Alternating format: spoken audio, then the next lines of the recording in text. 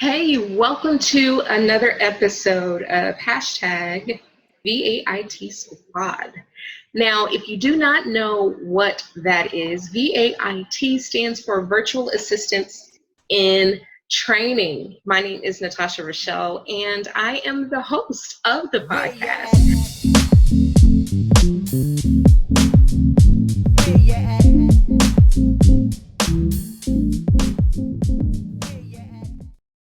All right, so what I like to talk about is I plan on having these episodes more frequently than not.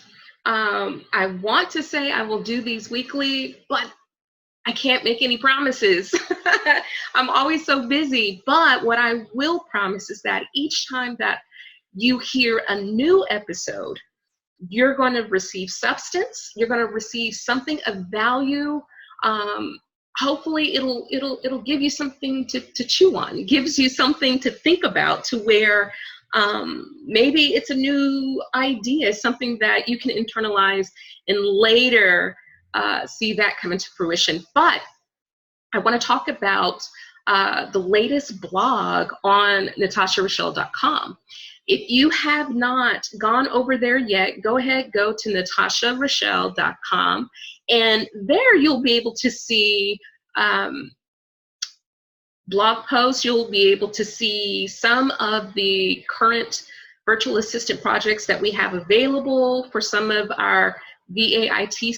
But I really want to talk about the latest blog post, which is called The 3 Emotional Cycles of a New Virtual Assistant. Now, the reason why I decided to write about this is because anywhere online, you can do a Google search and ask on how do you become a virtual assistant.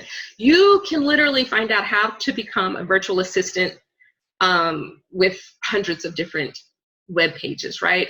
But something that I was looking at is, but does it really talk about the emotional aspect? Because believe it or not, it's an emotional, it's an emotional ride. Just like with anything else. When you think of an idea and it's something that excites you, it really gets you excited. It makes you want to hop in the car and step on the gas.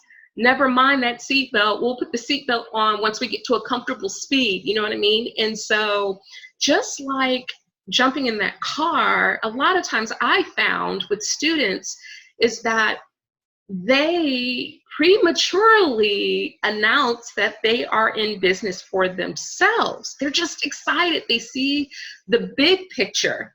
They see the big picture of them being able to make this income to help sustain their family.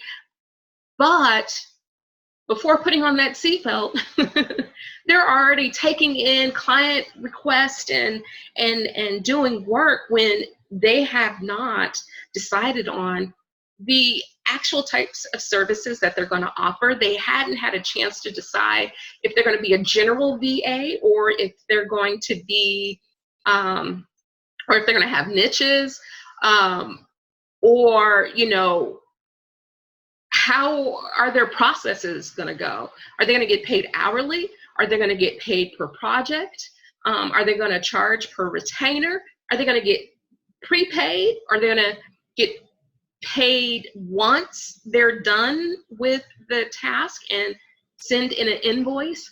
Will they have a refund policy? Like all of these things that a typical business has, actually every business should have some kind of policies, procedures, and processes. They just dive in. They just totally dive in, and then later find that they're overwhelmed because now they're having to figure out on the fly, oh my gosh, what are my work hours? I'm getting emails, I'm getting text messages, I'm getting phone calls after 9 o'clock at night. My family is getting tired of the interruptions. I can't have a peaceful dinner. You know, I can't find any me time. And trust me, these are things that actually happen. And so I like to call that the phase one, the virtual assistant enthusiast. They are just super excited. They're ready to run and rock and roll, but they need to take a deep breath. They need to decide, how are they really going to set up their business? Now, the second phase, this is the dreamer. Okay. Again, they're very closely related to the enthusiast VA, but they're more so in dreamland. They start thinking of all of the things that they can get. Oh my gosh, by becoming a virtual assistant, I can charge what I want to charge, and I can finally get that big house that I want to live in. I can finally, get that dream family vacation. I can finally do all of these things. And then they start realizing the reality of it. They have gone into business and they see the bigger picture. But what's happening is they're still not looking at the steps that it's truly going to take to get them to those levels, to help them to achieve those dreams. So this is where they start skipping over the smaller components. Now, unlike their enthusiast counterpart, they have a general idea of what it is that they want to do, but they're still not taking the time out to dedicate in creating all the little steps leading up to that bigger picture. Okay. Excuse me. Excuse me. The next phase, the next emotional phase, is the virtual assistant skeptic. Excuse me. So this is the phase where I know very well. This is the phase where you're like, okay, I'm moving, I'm grooving, and what's happening is you're starting to doubt yourself. Like, oh my gosh, this seems to be going okay. But then that little negative voice, a little small voice comes in and it starts asking you if you're really good enough. Is this something that you can really see yourself doing? This is work. This is real work. This isn't a dream. This is requiring so much more effort from me than working for a manager at a job. Which, by the way, let me tell you, it requires so much work, so much dedication, so much determination in working for yourself than it does working for someone else. Because when you work for yourself, guess what? I don't feel like working today. I'm about to lay across the bed and take a nap. Who is going to write you up? Who is going to tell on you? Who are they going to tell on you to? You know what I mean? So it really takes a lot of self-discipline and a lot of willpower. But back to the skeptic. Usually whenever you hit this phase, it's because you're overwhelmed. There's a lot that's going on. And one of the ways to try and help you from becoming overwhelmed, not only do you create policies and procedures for your virtual assistant clients, but you need to create some boundaries for yourself as well. So what are your working hours? Okay. Are you going to be Monday through Friday? Are you going to be 5 days a week, 6, 7 days a week, 3 days a week, 2 days out the week?